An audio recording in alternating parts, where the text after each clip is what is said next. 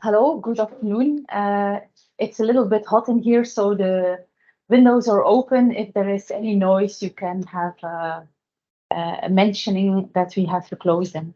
I'm Geraldine Nolf from Digitaal Vlaanderen, and this is my colleague Nicolas Hoflack, and we will present you the APIs in Flanders. We have several examples with us to make your own use cases.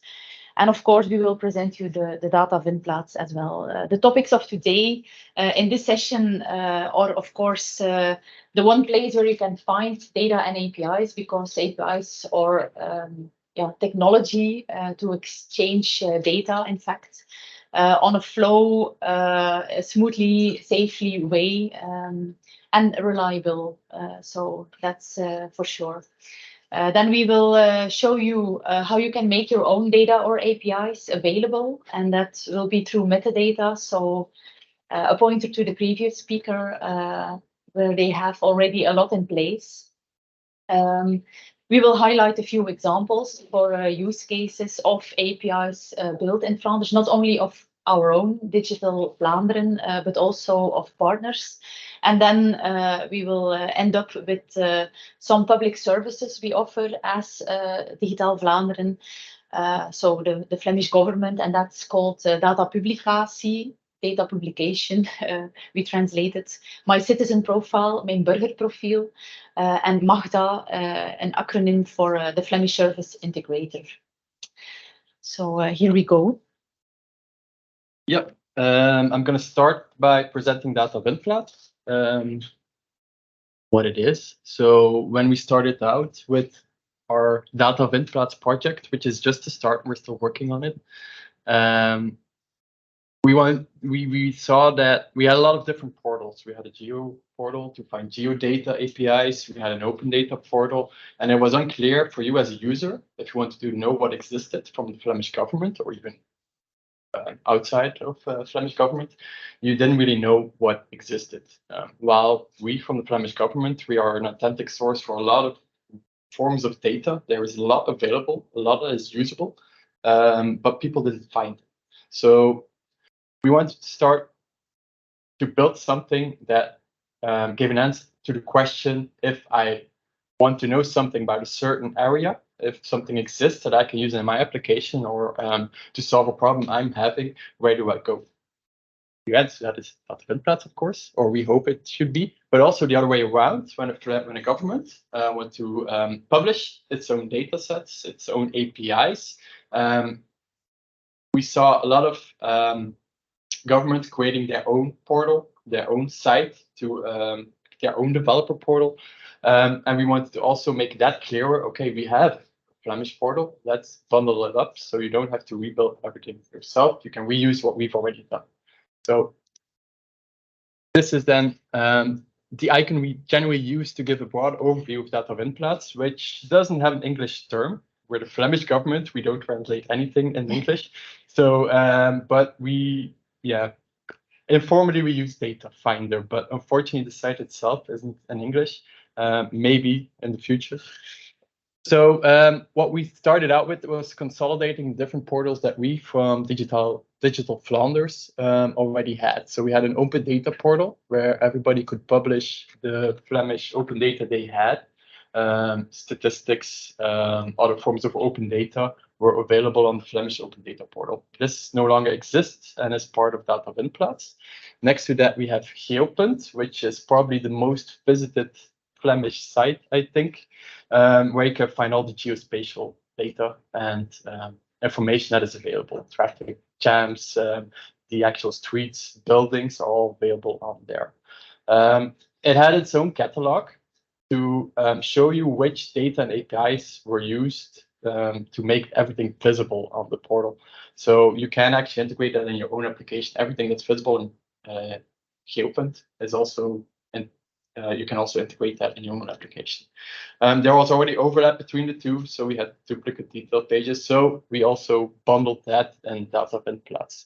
And next to that, we didn't have a portal for anything else, anything that's not geospatial, anything that is not open, because also from Digital Flanders, we have closed services, protected services that, for example, personal identification, personal information, onderneming, business information. That's all private.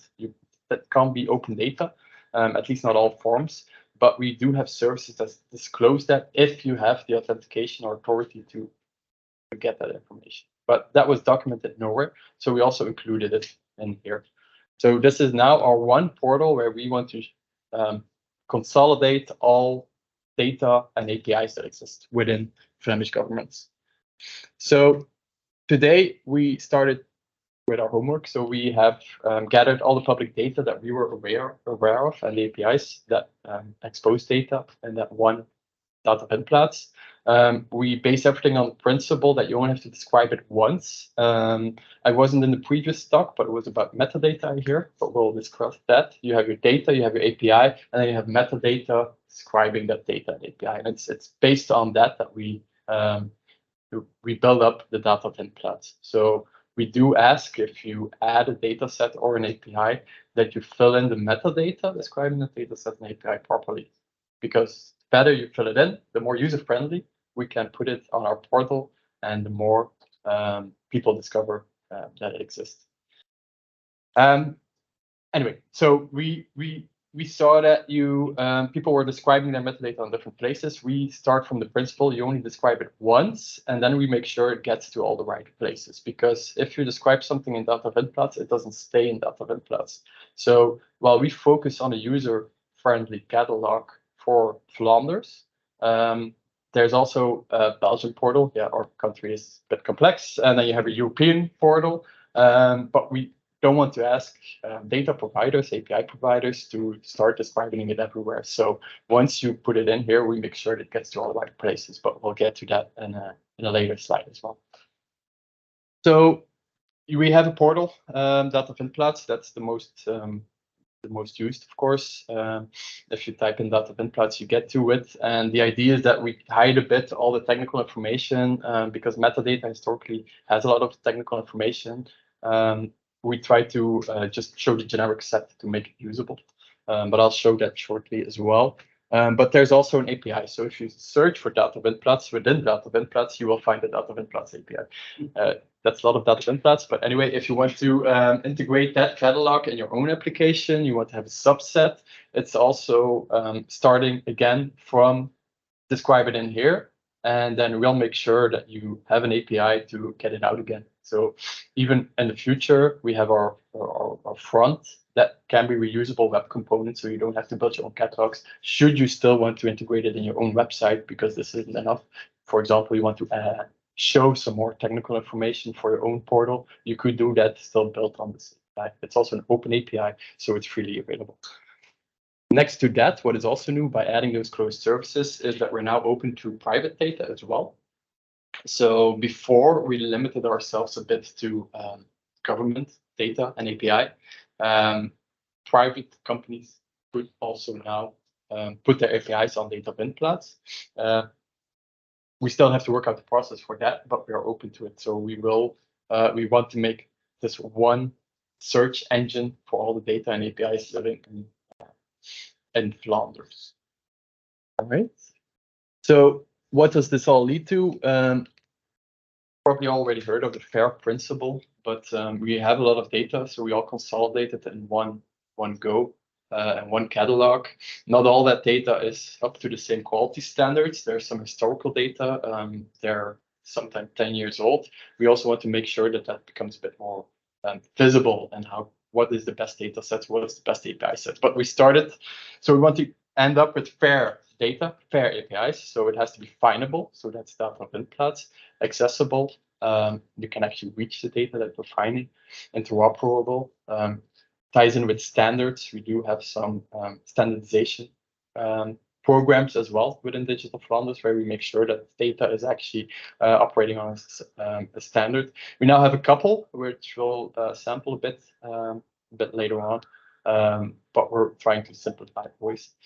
And then reusable. In the end, we want, if there's data API that's actually being used or reused, creating new APIs, new data sets. And in the end, we want to have lovable data. I mean, we have several agencies that have a lot of valuable data, but it's not used. We want to make sure that it's used so that the quality can go up, and it actually serves the purpose that they're publishing. Or we want to, I think, get rid of things that are not used, but that's the end goal.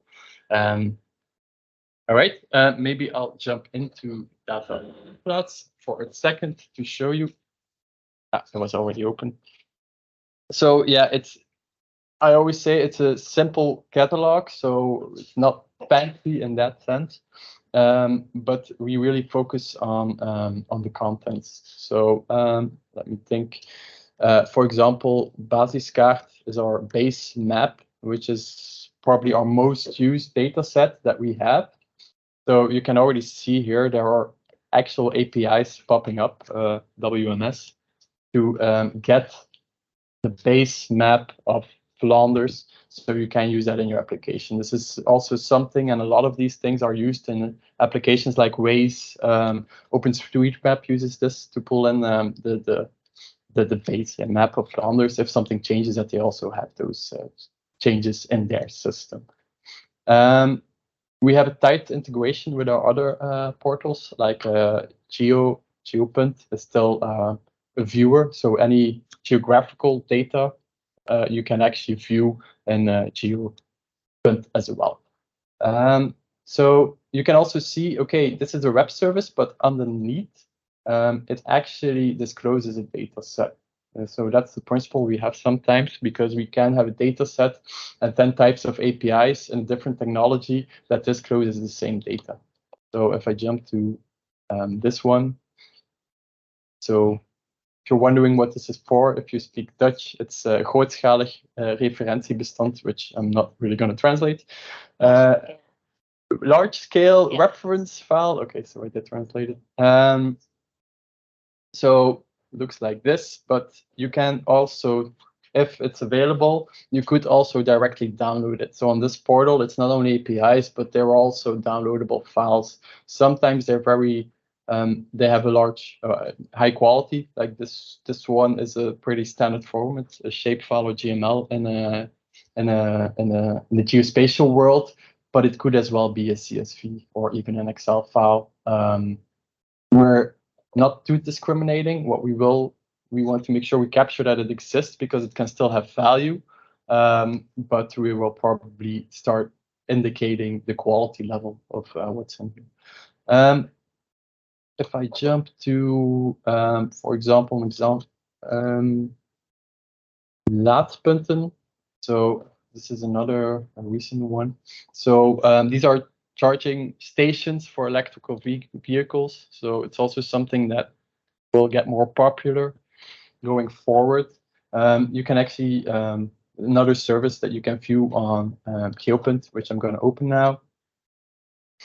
And then you can actually see all the charging stations within Flanders. So also these services, this is now very visual, but this is a service that has information, but geopunt can also help you, for example, show the attributes of a single station. I just clicked on one, and there are two apparently there. This is the person operating the pole, or but you can see, is it publicly available? How fast is the charger? What's the exact location? So again, would serve a use case if you're having an app and you want to make sure that you get to the closest charging station for your vehicle. You can integrate this data set. This is all, again, freely available.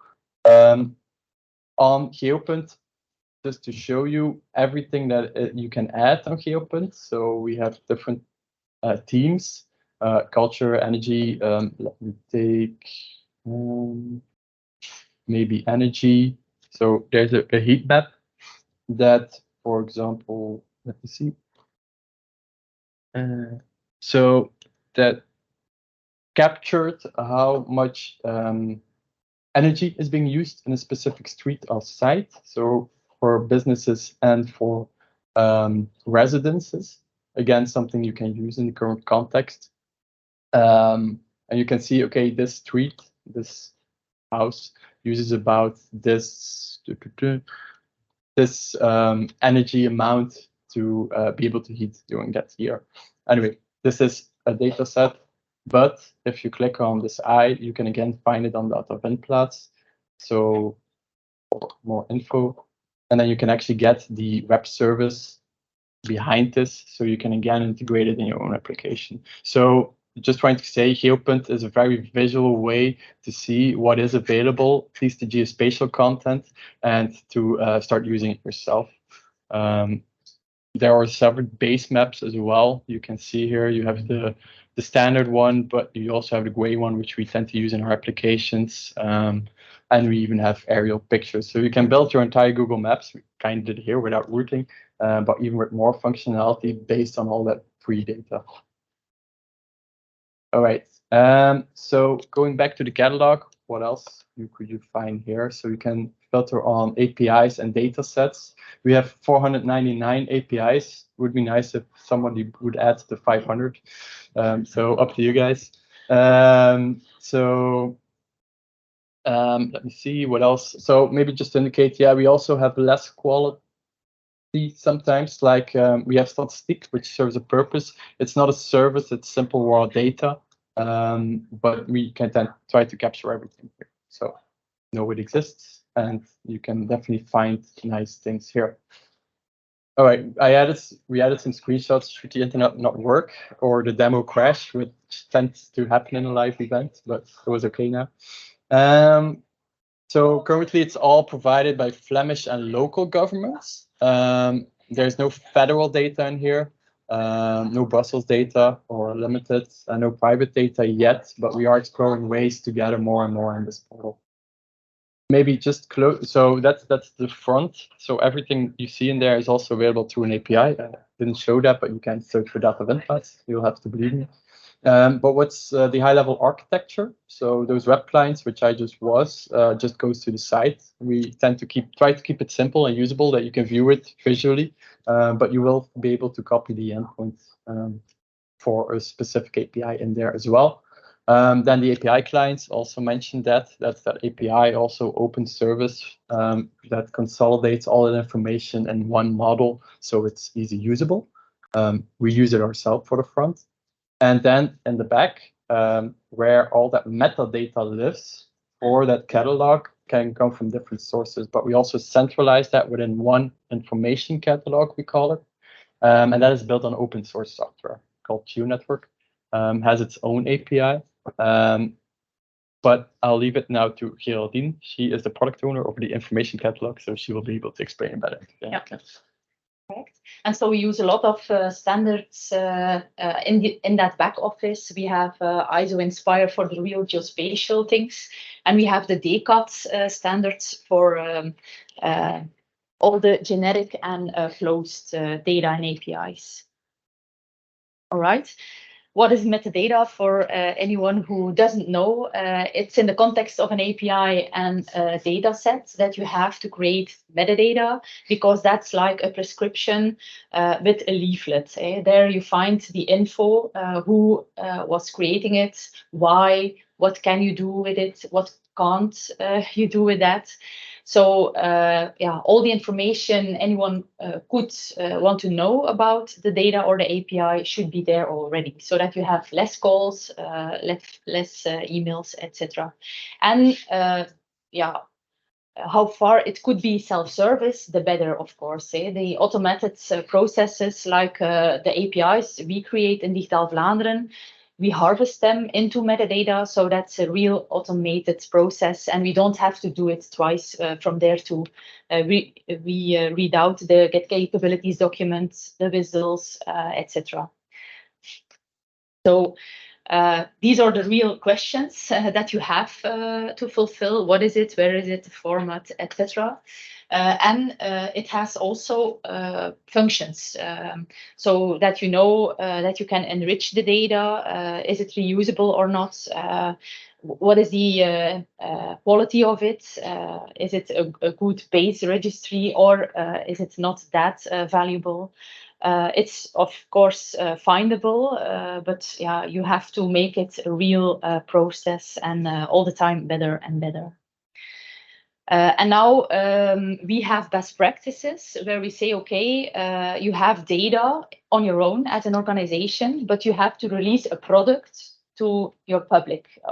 Yeah, it's your audience, so you have to check these elements I will use in the product, and those are just internal information. And with each product, you have a metadata record. And so one organization have, for example, 3 products. So yeah, even equal metadata records. And then there is a client who wants to know where can I go for a walk this weekend with my family. He types in a question in, for example, he opens where are the nature points where I can go to. And then in the back office, it's really searching the metadata, and it gets all the nature points where you can go to. And so the answer is given. So that's really, yeah, the case where we made it for. Now, how can you create your own metadata? Well, maybe you have already APIs and data sets available, but you don't have your own system. Then can you use metadata Vlaanderen? You see the URL over here. And through there, you can edit really your data or API, describe it once only, foresee everything it should be. And if it's published, it's directly available on the Datavindplaats. Then the second one, second option is, of course, if you have an own metadata system, if it's compliant with the standards, of course, we can integrate it into Metadata Vlaanderen, and then we harvest it. So then you can contact us. And after publication, again, it's available in the Datavindplaats. And so this is how the back office is looking like. Here you can see the 6 above are really the geospatial data sets, for example. Over here you have typical generic open data that is not geospatial. So they are coming together in one catalog. And they look like the same. If you click on it, Nicolas showed already a bit, they have a bit different things to present in the back office, because this is the real niche. And here you have the typical geospatial things like ISO Inspire is showing. And in the generic way, it's more like ZCOT, more simple, less complex. And as you see, we harvest already, I think about 14 maybe harvested other nodes in our Flemish landscape. So the blue ones are the ISO Inspire ones, the geospatial ones, and the red ones are open DCOT feeds. Okay, and this is then how it looks like. If you say, okay, I want to edit now, you can really start with, in this case, a data set that is open data. But also for a service, you can say, okay, I have a closed service, and you have templates that you can use. It's in the open source software of GeoNetwork. We provided over there plugins so that we could do the merge between open, geo, and the closed things. That's really unique in the world at this point. And we foresee also a validation mode so that you, as a data provider, are helped to make it more qualitative. The mandatory things are shown, which elements do you have to fill in, which is maybe recommended because it's good to document that, and the optional ones. Okay, and just to show, it's a more technical detailed slide, but here you have the whole ecosystem of today of all the portals and nodes we have. So the real high-level portal is Metadata Vlaanderen, but this is already harvesting for the geospatial nodes, all presented in Geopunt, like Nicolas showed before. In Brussels, Walloon, and federal regions, we have the same kind of setup.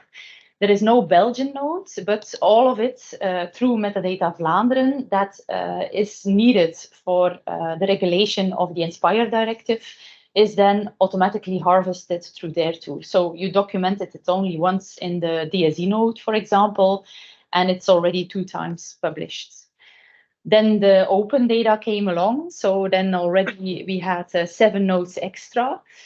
Before we had the Flemish Open Data Portal, now it's just Datavindplaats, and they are presented over there too. Again, the same setup for the Brussels, Walloon and Federal regions, and all harvested with another filter on open data to the Belgian Open Portal, and from there on to the European one. So you can see one times published, it's already dispatched in like 4 or 5 nodes and portals, national and European wise too. All right. And then now we have some highlighting of real API examples. The first one is a bit of the standards we use. So this is maybe good to elaborate a bit on that, because we have very frequently used standards within Flanders. Of course, for the geospatial world, we use the OGC, the Open Geospatial Consortium APIs. There you have network services like WMS, Web Map Service, WMTS, that's the tiled one, WFS to download, WCS for coverages, and CSW, the catalog service for the web. So they are really restricted a bit, but very scalable, best fit for the geospatial APIs. And so a lot of what you saw on Datavindplaats is provided in network services that you can use. Then, because that's really a niche of geospatial API builders, but yeah, they are useful.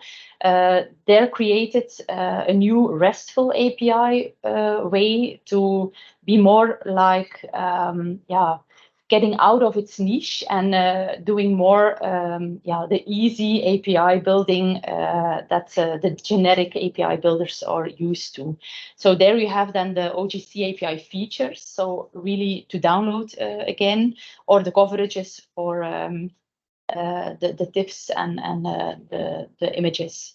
And then OGC API maps to show maps, of course, and again, the tiled ones. So this is more like, the more simple APIs to use.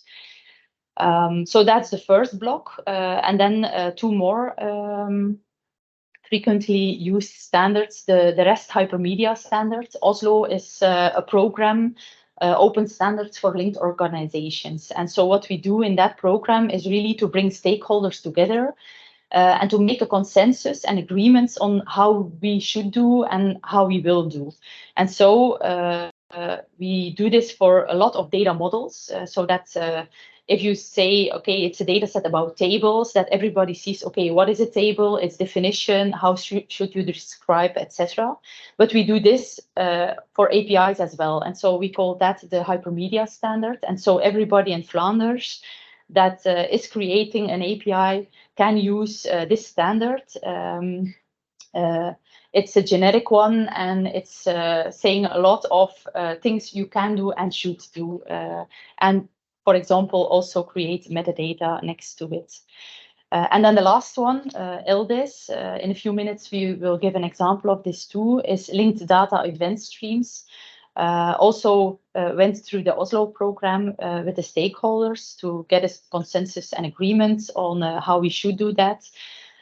Is the newest innovative kind of API standard that we can use. In a few minutes, we will come back to that.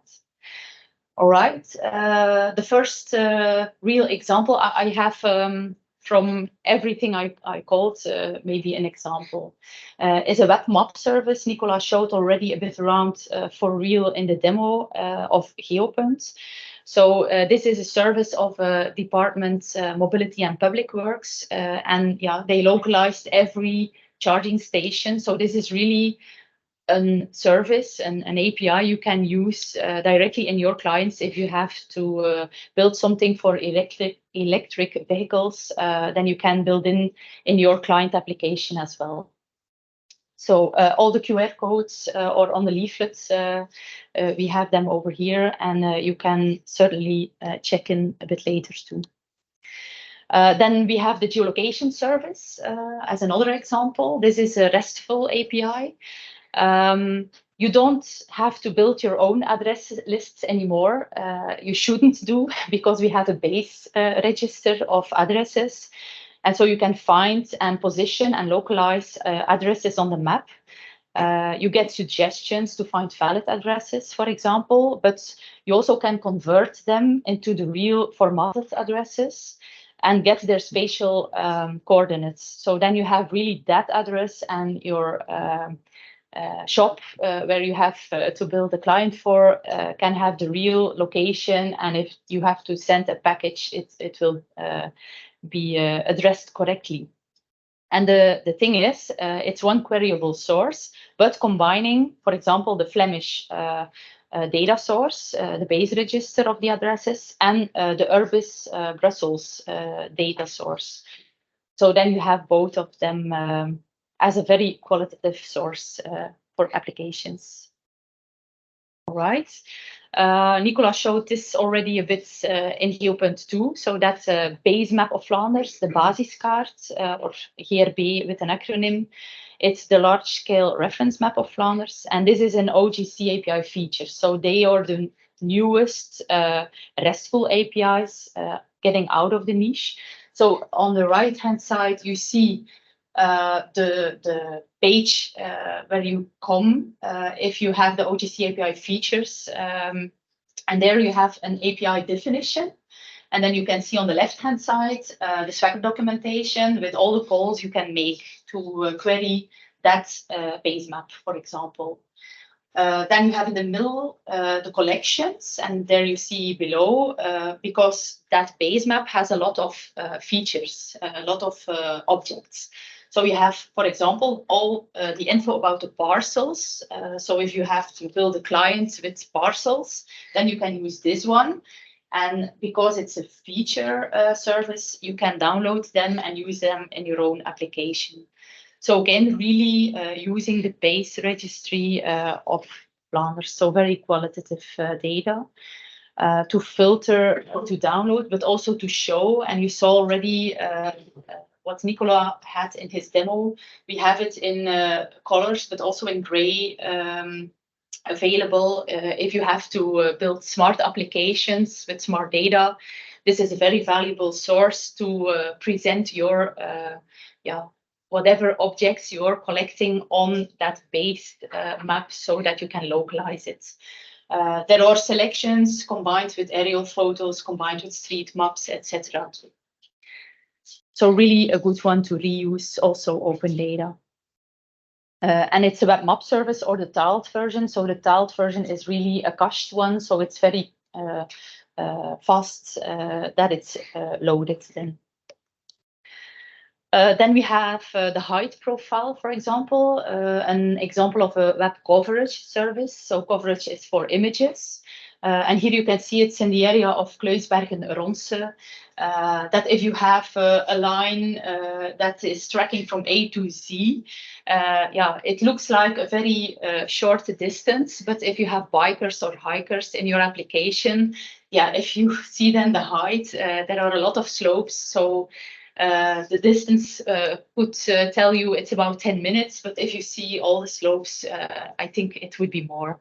So really, again, a good one to use in applications. Yeah, and this is our next-gen API, or the one we're currently investigating as part of a program called Flemish Smart Data Spaces, where we're looking at setting up data spaces. And here we try to tackle a bit, moving forward, what will be the best type of API that we can use? We saw a lot of historic and current protocols, types on how to create your API. So we didn't pick any of those, but create a new one. Okay, so now we have another one. But this one we want is now set up with some academic help, and we're seeing if this can fit use cases or different use cases we had before. What's the benefit of linked data event streams? One, it's based on real time, and so it solves a bit a bigger need for sensor data, IoT, that's popping up. I have an example of that in a second. So you immediately get the latest version of the data as we speak. You can pull it up. We are also other IDs besides. So LDES is just a protocol of the bigger smart data space. But besides being real time, it also serves a purpose that the data is linked. So we model all these data, like mentioned, normally through an Oslo trajectory, where we say person is a person, has these attributes. We decide this is how a person should look like, and this is a building, but then you can link to it, and they're uniquely identifiable. So it also built around any data that goes in that smart data space, that it's structured, and LDES can be linked together. Within a data space, we're striving for decentral data exchange, so we don't no longer put it on one platform, but everyone stays owner of their own data. And then some other principles is we're striving to create an ecosystem of public-private, so not just public. We're setting up governance standards, trust, compliance management. We make sure that everything is findable, accessible, interoperable, easy to use against those fair principles. We're currently just setting up what is a Flemish smart data space and what does it entail. But anyway, part of that is using LDES as the API to exchange data. So what's different on here, it fits with, I've heard it before as well, with event-based. It's an event-based API. So instead of just pulling a master list, you actually subscribe to the API to get events that happen or mutations that happened on the base data. So you as a consumer no longer pull everything in, you only pull in changes as soon as they happen. For example, we have water quality, and we have an example for that one, probably one of it, where you can see each time there's a change in temperature at a certain water spot, you get an event, so you can do something with it, or you can't do anything with it. Same for residents. As soon as somebody moves, you can see, okay, this person X has moved there. For example, Peter moved to Ghent, so we have one event. He's gone from Antwerp, he's now in Ghent. So it's event-based model. So it is a change with our API protocols we had before. So we're seeing if everything can fit and the way we're working here. So one part here is that data owner, the data publisher, we want to give him also currently, if you want to publish your data, you sometimes have to do it in 3-4 types of APIs because your users expecting one type. Here we want to make sure they spend their time focusing on the data quality, the content, and no longer the way it's being published. So LDES API is quite light. And then if you want to adapt it to service you need, then you need to build something in between that transforms LDES to what you're using. So the data owner focuses on the contents, no longer on the way of how it's exposed. All right. So one proof of concept that was built was water quality. So it's called Internet of Water. And they placed sensors that real-time capture the temperature and conductivity of water and publish it. So we have a standard that specifies, okay, water quality, this is the concept, these are the attributes. That's standardized, and we publish all those changes using LDES as a way of proving this. So what you can now do, there is an LDES API that you can find on Datavindplaats if you search for water quality, and then you can plug it in. So this is an example of an Apache NIFI workflow or pipeline rather, just to indicate how you would transform that LDES data to something you can use. Apache NIFI is, see it as a data transformation tool, but we also supply building blocks, open source, so you can just use it to adapt the LDES client to read it out, but then you can transform it to something else that you can need. You can transform it to simple key value pairs, to SQL, to something else, but the idea is that the transformation is happening afterwards, and we just expose one API. There are different adapters. For example, there's here LDES, but there is also databases that are really working on time series, which might be useful for sensor data, but not that so for static data. So again, you can use whatever technology you want But if we don't provide an adapter, you will have to do it yourself. But it's quite simple service technicality wise to adapt to. Another example, so Plotly is a low-code solution where you can build your dashboards if you want to, but we also have an adapter there that allows you to plug in LDAS, and because it is LDAS, that adapter works. And for example, you can then subscribe to all the water quality events and just plot it out on a subscription, on a dashboard without actually writing any code. So yeah, this is something we're currently working on. So we will have probably more findings within a year as well. Then yeah, we still have some extra use cases we'd like to cover. Yeah, if you don't have the skills or the experts or the storage or whatever to do the data publishing process yourself, you can have our public service data publication. We publish then the data or the APIs for you, and you is then in partners in Flanders. At this point, it's for governments that are having more than 50% government participation. So if you have relevant location-based data, in fact, we can help them to publish really your data and create your APIs. You don't have the knowledge needed then in your organization, and you really can throw it back to our offices. And then we publish it correctly. That's a very base principle. It has to be correct. It has to be qualitative, conform the regulations. And so this is the chain from A to Z, I think, where we have then the data source from the external party.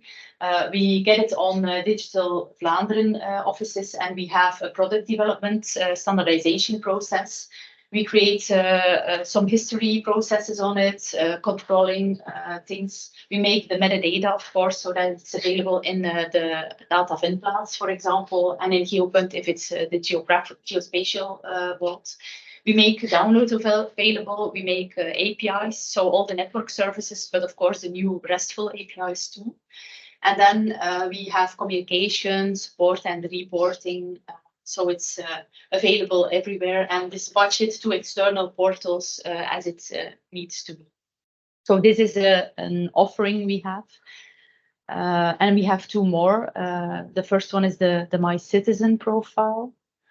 Yeah, maybe if you went to a Flemish site, you see this yellow bar, you can log in.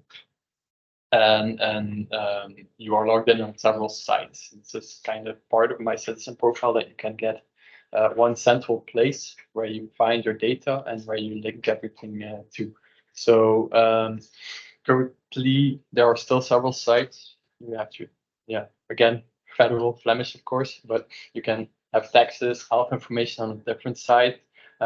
We're looking with My Citizen profile to start centralizing a bit. Also, if you are interacting with your local government, also on a central platform and no longer a separate site, depending on where you live. So what's the goal there? So it's a trusted environment, hopefully, as a government that we are trusted. It's also a mobile app since recently, so you don't even have to do it on a web. But on there you can get government outputs, so you can see what does the government know about me, like educational wise, yeah, your houses you have, if there are multiple. You can also receive notifications, like something, yeah, your kids, what's it called? Your kids' money is there. We also send that out as a notification. And also, if you, for example, open a permit or you open a case file with the government, then you can see the progress. Anything official, like I think it was very popular for the COVID certificates, was also on here. So anything new, but also the existing processes are currently being digitized to be sent on one environment. You can also, it also front talk to the government, so you can start a case file or you can request something, and there's also a payment module should you to pay something. to the government for a specific product or service. It's also part of my citizen profile. One thing to notice, we don't store anything. It's just a view on an underlying source that we collect via API calls. So, for example, education-wise, we don't store that. We go get it from the education database because they're responsible for storing that information. Also, anything we gather from a citizen, we don't store it ourselves. We transfer it to the source that actually has rights to gather your data. So building blocks wise, so you have citizens giving input. So that's the yellow header I was showing. It's also an app. You can have forms, you can pay. We of course have a back office, but everything's built on a REST API, and then we can also present everything to a citizen that I mentioned before. So basically a bit of middleware. So as an API developer, what's the point of this is you can actually also plug in to a member profile. You can incorporate the citizens' personal data through a secure government platform. You can send them notifications, again, centralized. You can deliver documents through them. And you can even collect their data if they signed up to do that through a form using a secure government platform. Then one more, Magda, which is basically our we are the Flemish service integrator, where we try to become a bit of a middleware of all these different APIs that exist and data sets. So again, we are Flemish, you have federal government. We have sometimes data that should belong together, but doesn't, because one is at federal level, the other is at Flemish level. With Magda, we try to integrate that in one single API. So it becomes more logical should you need something around a certain area. And these are a couple of areas: real estate, environment, integration, enterprise, employment, that you can gather it to one single API without having to know where the source actually is. This is, of course, not open to everybody. You will find them in Datavindplaats, but you, of course, need proper authorization to use this. But should you ever have to do something for a government institution, a Flanders local region, know this exists and that you can use it well. We also add security on there. We audit, make sure that everything that passes through there, because it's sensitive data, is being logged and being authorized. So example here, federal, let's see your federal sources, the National Register, Crossroads Bank for Social Security. We can group that together because they both have data that fit to define a person. Date of birth, nationality, cell status, address. We pull that from different sources and then centralize it in one single API. Another one, social security wise, has a lot more, has Flemish, federal, social security, etc. We can also anything related to disabilities. Should you request that to calculate something, you can do it through a single API, and we make sure that it gets pulled from the correct source. Right, and all these APIs are available in the Datavindplaats. So we have already about 500 of the almost 10,000 records over there. So feel free to add yours. If you have further questions, you can reach us on this email address. You have already the folder if you want to, and if you have still other questions, speak. Thank you for listening, and have an inspiring API day further. So it's the moment for questions. Is possible a Flemish citizen to share his personal data to other institutions or to other personal or to other citizens? Is possible? Not yet, I suppose. Look, I don't know if you know already a bit more that they can self-service their own data to the public institutions, local municipalities. I think it's just the federal sources included over now. So I mean, Magda is federal data sets that are linked in fact to the macro platform. Mhm. So they are So not yet in this case. I think it's more the solid case where they will do that. There is a separate case ongoing. Also still looking for use cases where you have a personal vault where you can put your information in and you can choose to share with somebody else. It's possible, for example, citizen data works as a social network. Mhm. You have friends, for example, business friends, Mhm. business partner, to share data that the government produce.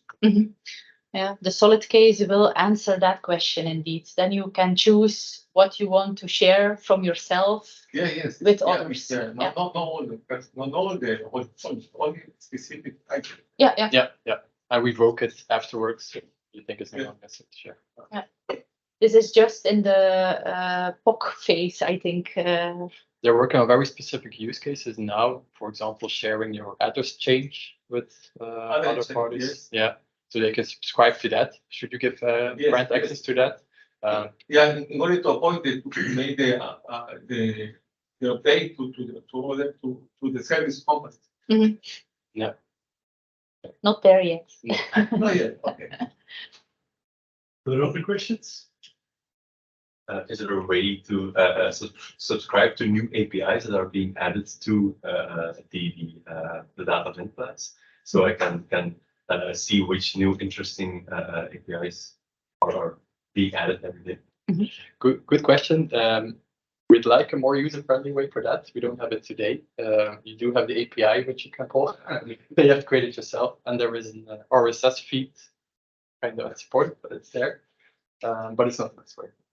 But we are looking into that. Yeah. Is it like an LDS stream? Not yet. Yeah. No. That would be a good case indeed. No. It's on the backlog to foresee such functionality, but not yet in place. Yeah, and Datavindplaats API was created RESTfully before we started with LDS, but it would be nice use case for LDS as well. Yeah. For the LDSs, they are building a metadata inbox that will do the same. So then we can reuse that code for the Datavindplaats maybe. Good question. Do you know any upcoming APIs that will be interesting in the future? Yeah, that's a question we get from the European Union every year. What is missing? What should be there and is not? So we are thinking about some feedback loop that everybody can mention what is missing, what should be available, so that we can really report about that too. On Datavindplaats, you can request data, and then we try to find the person that should be responsible. If we can't publish it, try to get it. I'm not saying we have results. When somebody logs something, but at least we capture that somebody needs it, and then we can work on it. But already, we did our own homework. We have now 500 services, but it's open for anyone. So yeah, there could be a lot more interesting APIs and data still added or to be added. All right. Thank you. Thank you all.